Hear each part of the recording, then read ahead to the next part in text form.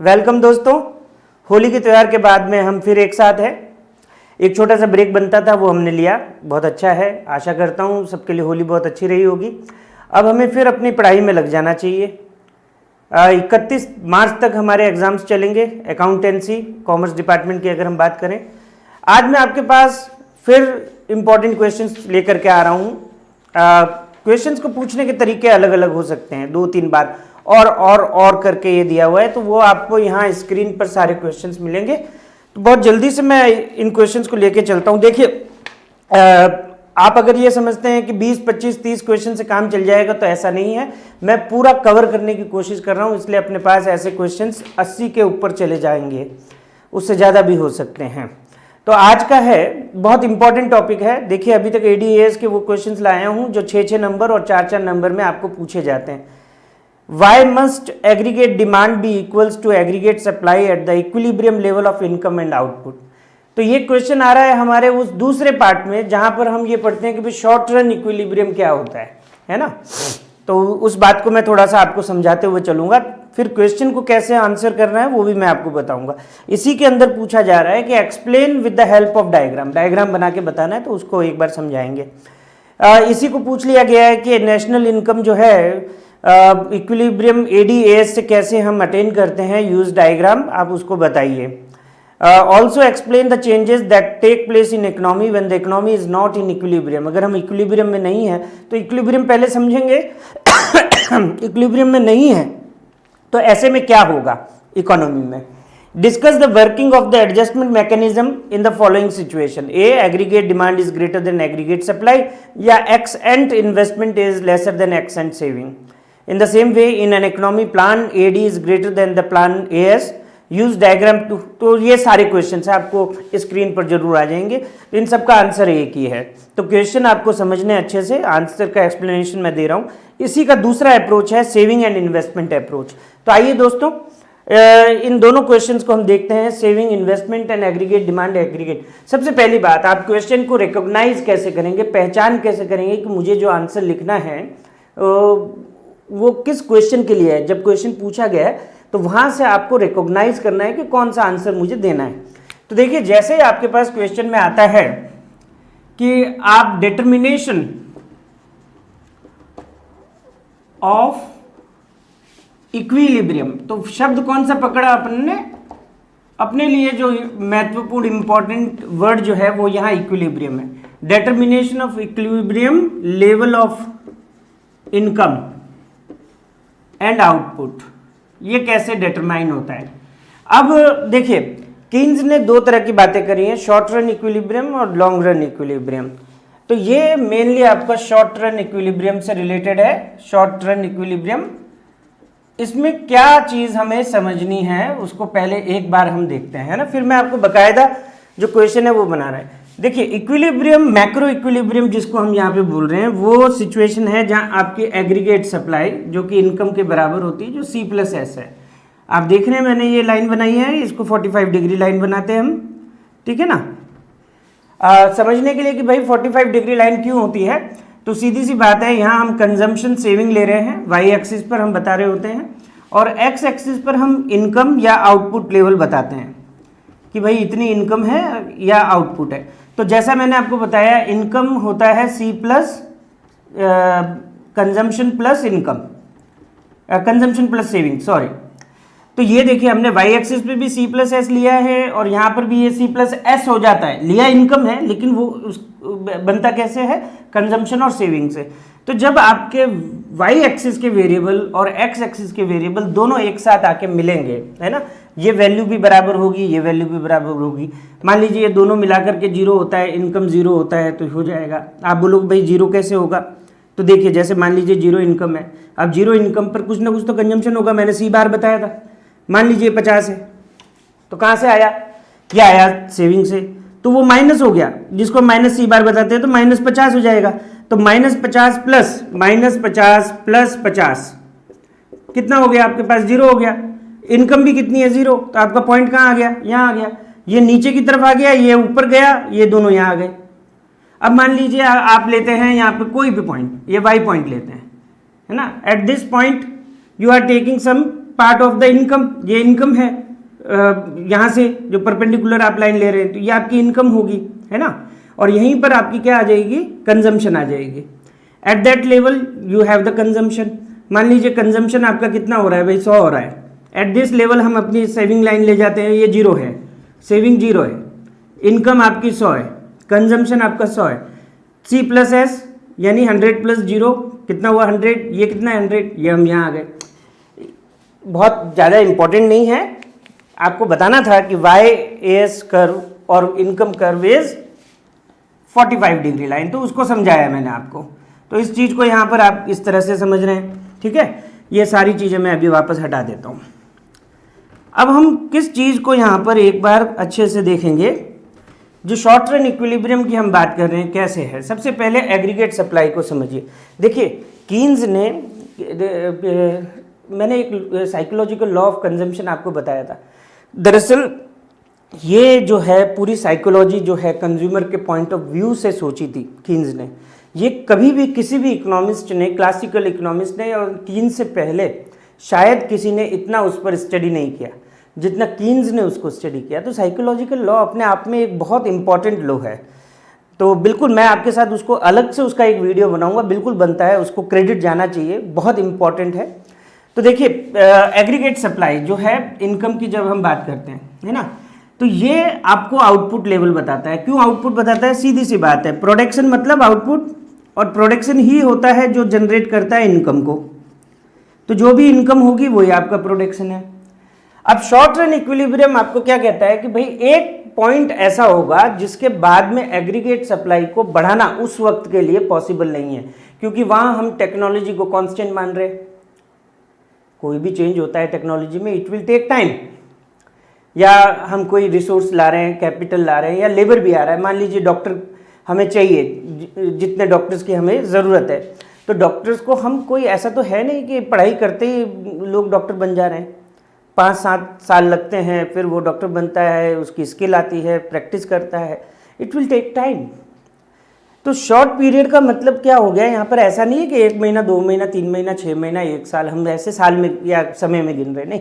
इसका मतलब ये है कि भाई ये वो समय है जब हम टेक्नोलॉजी में बहुत आमूल चूल परिवर्तन नहीं कर पा रहे हैं, बहुत बड़ा परिवर्तन कुछ नहीं कर पा रहे हैं जिससे कि ओवरऑल आउटपुट पर कोई बड़ा असर हो जाए, या हम रिसोर्सेज या कैपिटल या लेबर नहीं ला पा रहे हैं जिससे हमारी प्रोडक्शन कैपेसिटी जो है एक सीमा के बाद में बढ़ जाए। तो देखिए यहाँ पर क्या बात को समझना है सबसे पहले, कि अगर ये एग्रीगेट सप्लाई लाइन मैं बना रहा हूँ यहाँ पे 45 डिग्री, अब यहाँ से एक ना, आप देखिए ग्रीन लाइन का इस्तेमाल करता हूँ मैं, ये यहाँ से अपनी एग्रीगेट सप्लाई चली, ये चली, ये चली, ये चली, और यहाँ से मैंने इसको AS बता दिया। आप देख रहे हैं क्या किया मैंने, ये line parallel to Y axis कर दी। पैरेलल टू वाई एक्सिस करते ही क्या हो गया, aggregate supply from this point, आप यहां से समझ लीजिए, मैं मान लीजिए मैं इसको E ले लेता हूं, E पॉइंट। तो E पॉइंट के बाद में ये कोई मायने नहीं रखती है, ये लाइन नहीं है। जनरली हम इसको किताबों में दिखाते हैं ऐसे। आपका एग्रीगेट सप्लाई ये वाला बन रहा है, देखिए ये ग्रीन पोर्शन जो मैं वापस बना रहा हूं। तो यहां पर क्या हो जा रहा है कि इस E पॉइंट के बाद में, यानी आप OY लेवल ऑफ आउटपुट ले लीजिए, इस OY लेवल ऑफ आउटपुट के बाद में एग्रीगेट सप्लाई में परिवर्तन नहीं आएगा। तो ये क्या हो जाएगी आपकी परफेक्टली इलास्टिक, परफेक्टली इनइलास्टिक, यानी इसमें कोई परिवर्तन नहीं होगा, ये किसी भी तरीके से प्रभावित नहीं होगी। अगर ये आउटपुट है OY तो उतना ही रहना है ना। तो पहली बात तो ये।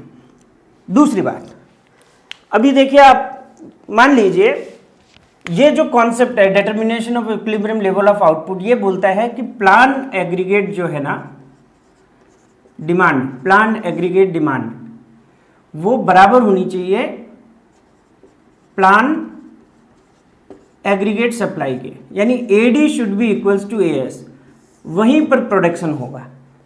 तो ऐसी बात क्यों करते हैं, मान लीजिए मैं एक ले रहा हूं, है ना, अब इसको बहुत ध्यान से, अब एग्रीगेट डिमांड का एक कर्व बनाता हूं मैं। ये मान लीजिए एग्रीगेट डिमांड है C+I। अब भाई हो क्या रहा है, यहां से मैंने एक आउटपुट लेवल और लिया OY1।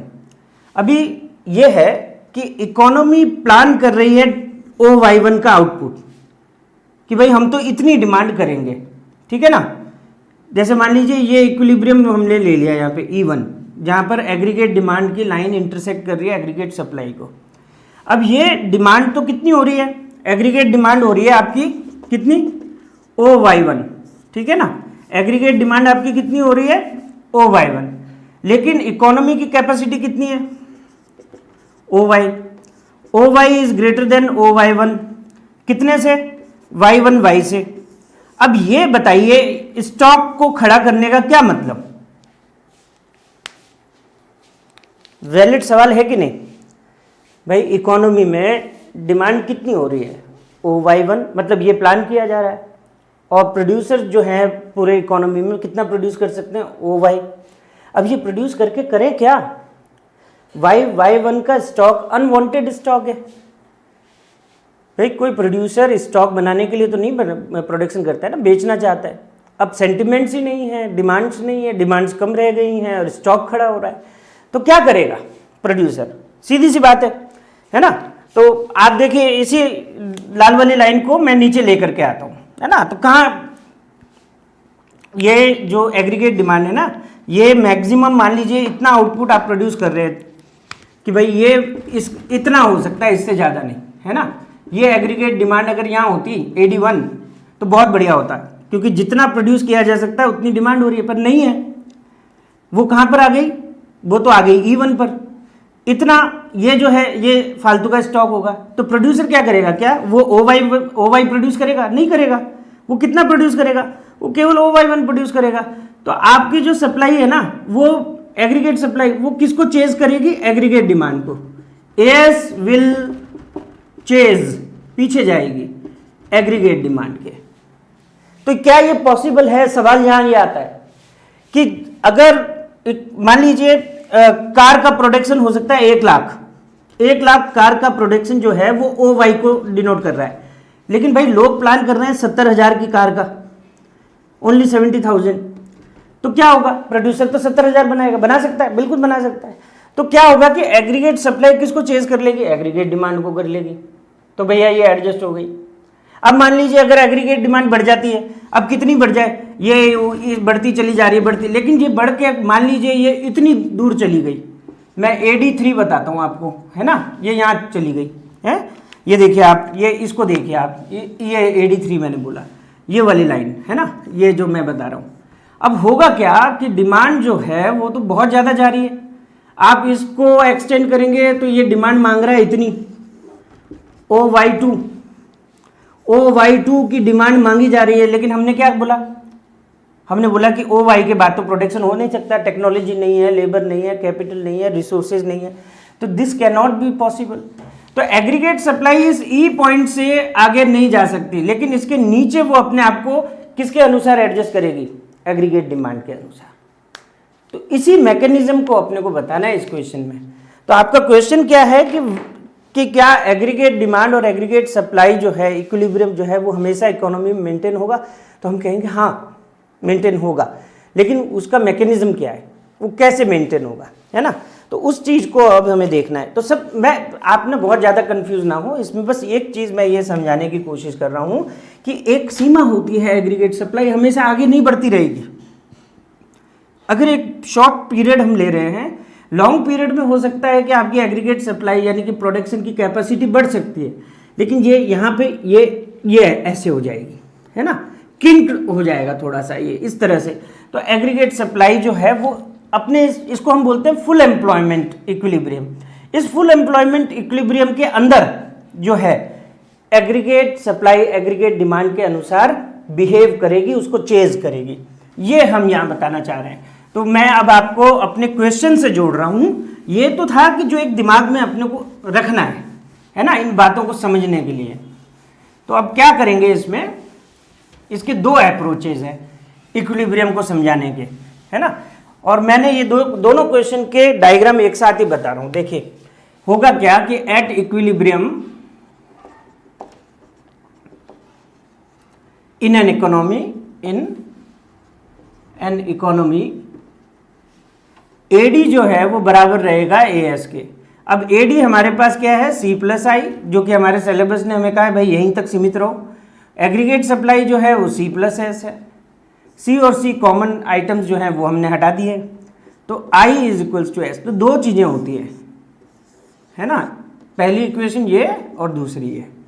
तो डायग्राम भी आपके इन्हीं दो अप्रोच से बनता है। इसको बोलते हैं ADAS अप्रोच, इसको बोलते हैं S&I अप्रोच। तो देखिए कैसे हम इसको एक साथ ले लेते हैं।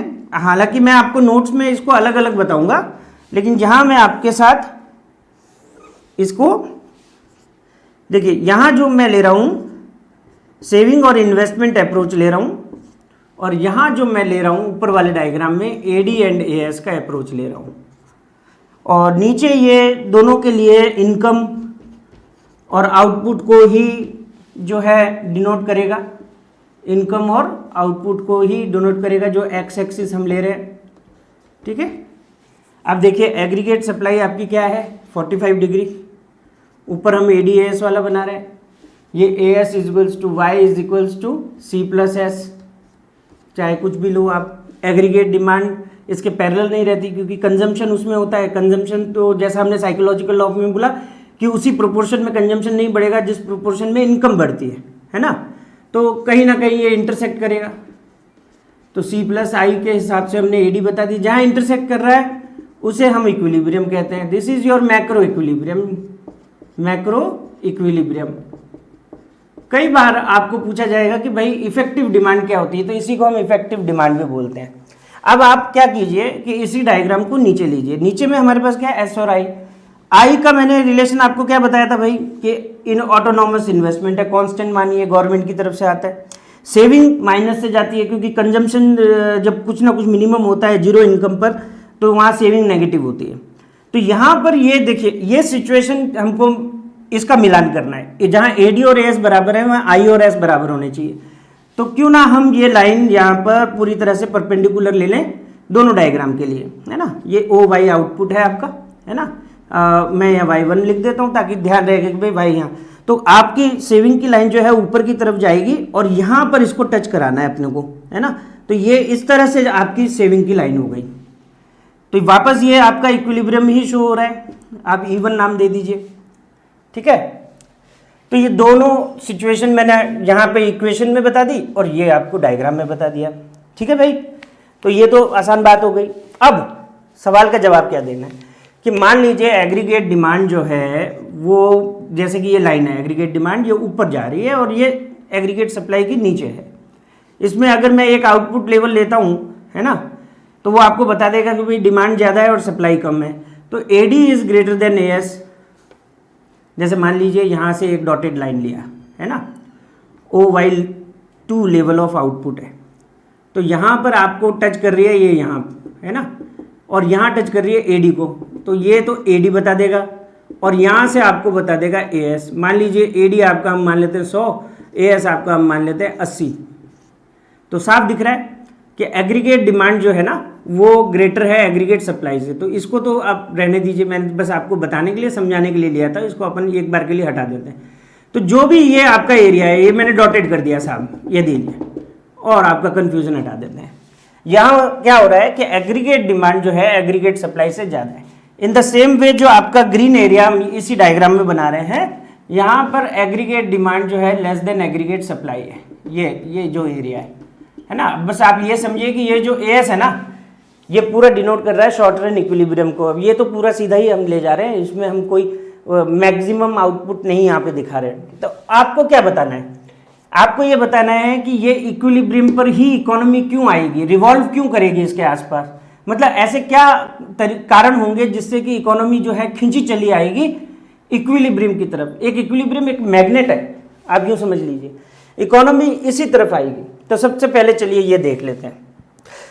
जब आपका एग्रीगेट डिमांड, एग्रीगेट सप्लाई, ये वाला जो ट्राइंगल है ना, ये वाला ट्राइंगल, अब इसमें क्या हो रहा है, डिमांड ज़्यादा मतलब पीपल आर कंज्यूमिंग मोर। अब यही चीज़ आप यहाँ पर देख लीजिए, यहाँ से जब आप आते हैं तो आप यही वाला एरिया अगर आप यहाँ लेते हैं S और I अप्रोच में, and you will get this area. तो यहाँ क्या हो रहा है, इन्वेस्टमेंट लाइन जो है आपकी वो आपको ऊपर दिख रही है सेविंग से, है ना। Investment is greater then saving. तो यहां आप लिंक कर सकते हैं, demand, aggregate demand is more, तो एग्रीगेट डिमांड के कंपोनेंट क्या है, सी और आई। चलो कंजम्पशन को ले लेते हैं, आई को नहीं लिया या दोनों को ले लो, तो यानी कि दोनों ज्यादा हैं, इसका मतलब सेविंग्स कम है। What is the saving? Saving is that part of income which is not consume. Saving is that part of income which is not consume.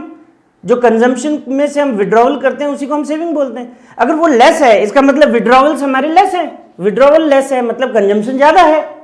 तो क्या दिखा रहा है, दोनों ही सिचुएशन में दिखा रहा है कि people are demanding, that is they are planning more demand but the supply is less. So what will happen? बहुत सिंपल सा रिलेशन हो गया।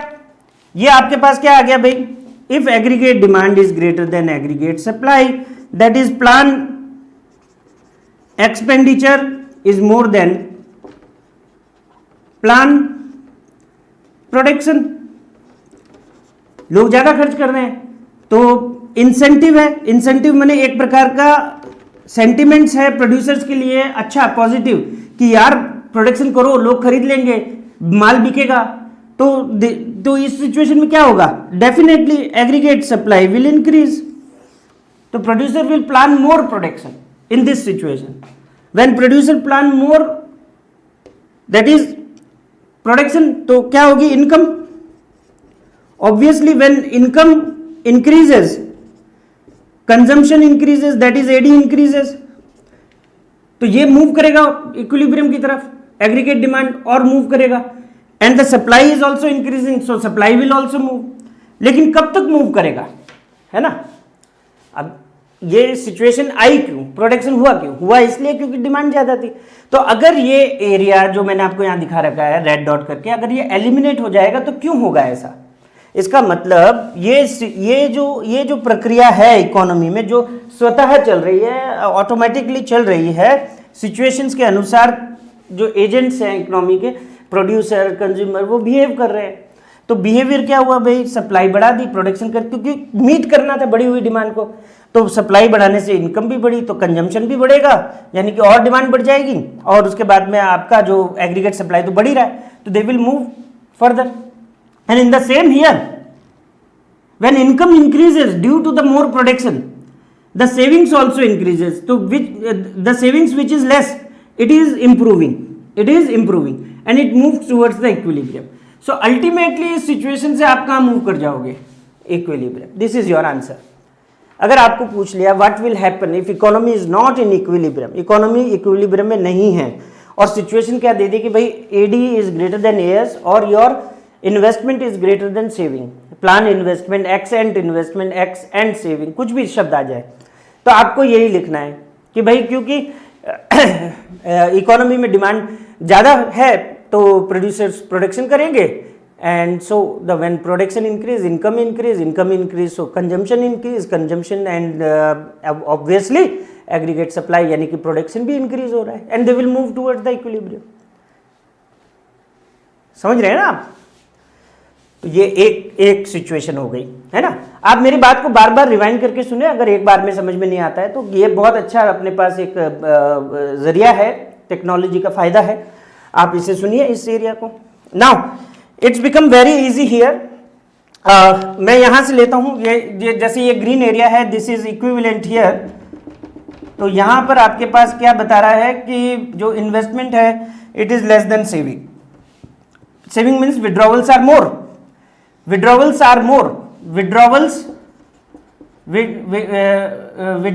जो हैं वो ज्यादा हैं, are more. Obviously consumption is going to be less, consumption less हो जाएगा। तो इसका देखिए खामियाजा क्या भुगता हमने कि एग्रीगेट डिमांड जो है वो एग्रीगेट सप्लाई से कम हो चली, अगर हम इक्विलिब्रियम के बाहर चले जाते हैं। अब ये कोई ऐसा तो है नहीं कि भाई आप सीधा यहीं आके बैठ जाएंगे, है ना। म्यूजिकल चेयर तो आप खेल नहीं रहे हैं कि म्यूजिक बज रहा है और आपने सीधा चेयर पकड़ी और यहीं इक्विलिब्रियम पे बैठ गए। भैया आप तो घूमते रहेंगे ना, हो सकता है आप कहाँ आ गए, इस एरिया में आ गए। अब इस एरिया में आपके या तो क्या है कि जो एग्रीगेट डिमांड है वो कम है एग्रीगेट सप्लाई से, या इन्वेस्टमेंट कम है सेविंग से। तो व्हाट विल हैपन, अगेन यही सिचुएशन हमें बतानी है कि भाई क्या होगा, है ना। तो इट्स वेरी इजी, अब क्या हो रहा है, डिमांड कम है, सप्लाई ज्यादा करके बैठे हैं, stock unwanted stock created in economy. तो अब इस अनवांटेड स्टॉक को पहले बेचेगा प्रोड्यूसर, तो फर्दर प्लांट प्रोडक्शन तो करेगा नहीं। सो एग्रीगेट सप्लाई यहां पर क्या हो जाएगी, कम हो जाएगी, ये रिड्यूस हो जाएगी। So the income reduce, so the consumption reduce. तो अगेन एग्रीगेट डिमांड मूव करेगी कहां जी, ये इक्विलिब्रियम पे, और सप्लाई कम करी दी है तो वो भी नीचे आएगी। इन द सेम वे आपकी इनकम रिड्यूस हो रही है तो सेविंग रिड्यूस होना शुरू हो जाएगा, and it will move towards the equilibrium, and this is whole mechanism is known as determination of equilibrium level of output. So this is your explanation and it's a very important question. तो दोस्तों ये 2 question के साथ एक video, फिर अगले कुछ questions के साथ। देखिए मैं भी बहुत लंबा वीडियो बनाना नहीं चाहता हूं, लेकिन अगर हम कोई चीज डिटेल में, देखिए शॉर्टकट नहीं है, there is no shortcut in life. If things is to be happen in the way it should be happen.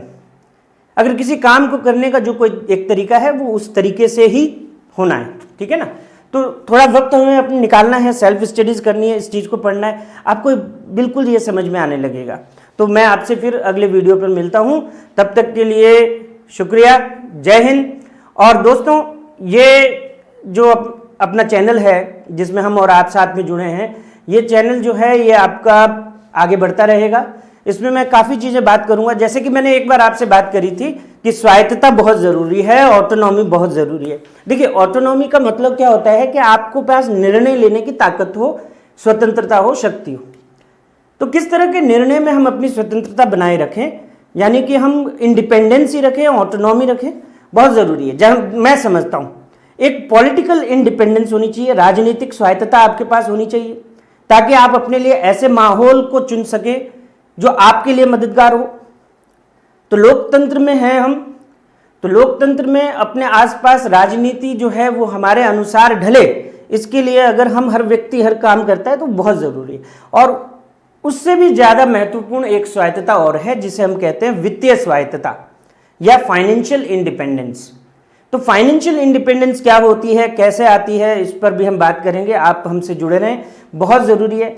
Financial independence क्या करेगी, आपको कॉन्फिडेंस देगी, ताकत देगी कि चीज़ें आप अपने जीवन में किस तरीके से स्वयं के स्तर पर कैसे तय करें, है ना। यानी कि अगर आपके पास फाइनेंशियल इंडिपेंडेंस होगी, वित्तीय स्वतंत्रता होगी, तो आपको निर्णय लेने में बहुत ज़्यादा मदद मिलेगी, कॉन्फिडेंस रहेगा।